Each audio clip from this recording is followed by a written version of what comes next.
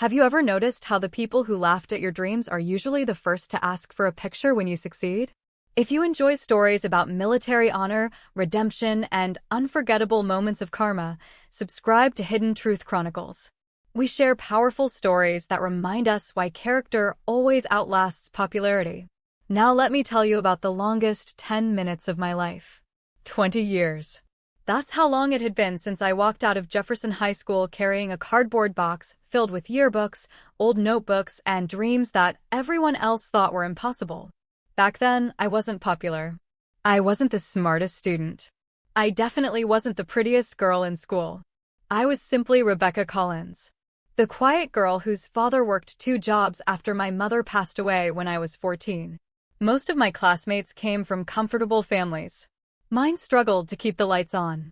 I wore hand-me-down clothes, worked evenings at a grocery store, skipped school dances because I couldn't afford a dress. People noticed. Teenagers always do. Some pitied me. Others made jokes. The loudest voice belonged to Jason Miller, the captain of the football team, class president, the kind of person who believed popularity would last forever.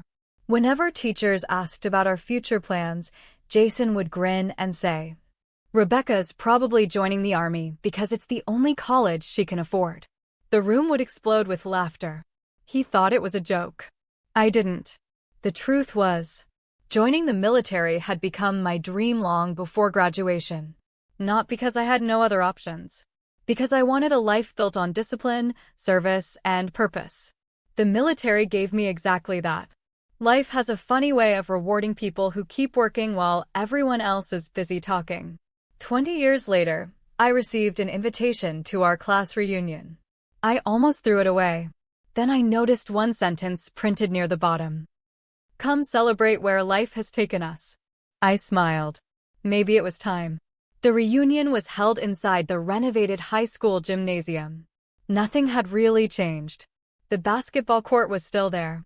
The championship banners still hung from the ceiling. Even the old trophy case remained untouched. People gathered in small groups, sharing stories about careers, marriages, and children.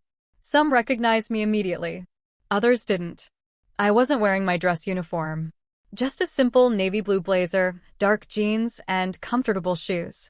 Exactly how I wanted it. No medals. No ribbons. No rank. Just Rebecca. For about an hour, everything went smoothly. Then I heard a familiar voice.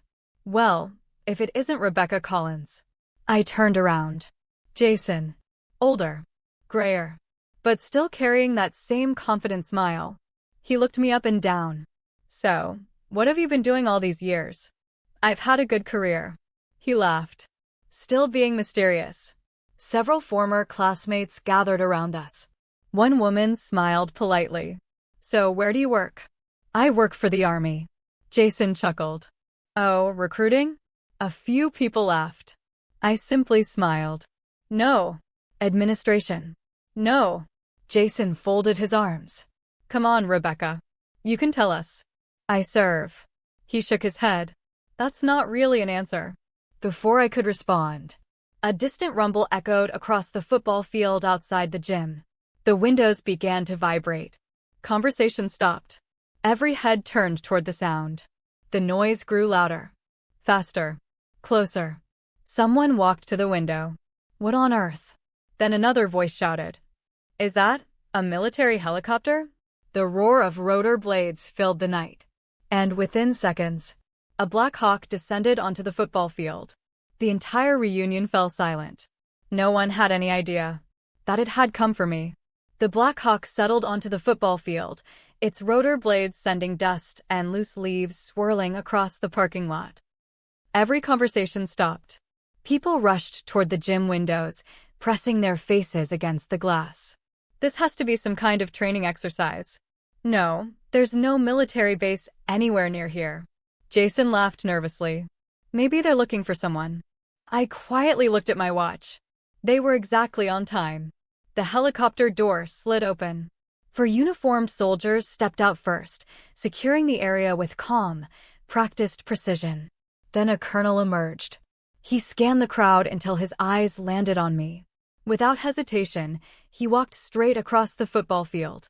By now, dozens of my former classmates had followed him outside. No one said a word. The colonel stopped 3 feet in front of me. He stood at attention. Then, with perfect military precision, he raised his hand in salute. "Good evening, ma'am." The sound of his voice cut through the silence. "I apologize for interrupting your evening.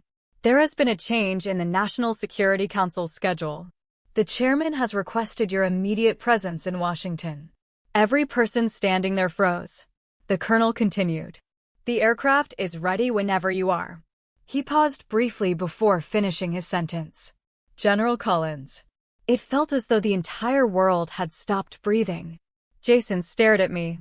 His mouth opened. No words came out. One of my former teachers covered her face in disbelief. Someone whispered, "Did he just say, General?" I returned the salute. "Thank you, Colonel. I'll be there in 2 minutes." "Yes, ma'am." He stepped back. I turned toward my classmates. Nobody was laughing anymore. The same people who had spent the last 20 minutes asking whether I worked in recruitment suddenly couldn't meet my eyes. Jason finally spoke. You're a general?" I smiled gently. "I am." His face turned pale. "I thought." "I know what you thought. You never said anything." I shrugged. No one asked because they wanted to know. They asked because they wanted to compare. No one argued. Because it was true. For 20 years, they had measured success by expensive cars, business titles, and social media photos. They never imagined that someone could live a life of service without talking about it. One of my old classmates stepped forward. "I owe you an apology." "So do I," another admitted. I shouldn't have laughed. I nodded. We were all teenagers once. But adulthood gives us the chance to become better than we were. Then I looked directly at Jason. He lowered his eyes before speaking. "I was awful to you. I've thought about it over the years. I just never thought I'd get the chance to tell you I'm sorry." For a long moment, neither of us spoke. Finally, I smiled. "I accepted that apology years ago." He looked confused. "You did?" "The day I realized your opinion no longer controlled my future." His eyes filled with emotion. "I wish I'd treated you differently." "So do I. But if you had..." I glanced toward the waiting helicopter. "I might never have become the person standing here today." The colonel checked his watch. "General, we're running short on time." I nodded. As I walked toward the helicopter, the crowd instinctively stepped aside. Not because of fear. Because respect had replaced judgment. Before climbing aboard, I turned back one last time. I hope tonight reminds all of us that success isn't always visible. The strongest people are often the quietest in the room. And never underestimate someone simply because their story doesn't look impressive yet. With that, I stepped inside. The door closed. Seconds later, the Black Hawk lifted into the night sky. As the lights of my hometown disappeared beneath us, I thought about the girl who had once been laughed at for dreaming too big. She hadn't needed revenge. She had needed time. Because time has a remarkable way of revealing character. And in the end, the loudest statement I ever made was never with my words. It was with the life I chose to live. If this story reminded you that perseverance always outlasts mockery, subscribe to Hidden Truth Chronicles. Here, every story proves that true strength doesn't seek applause, it earns respect.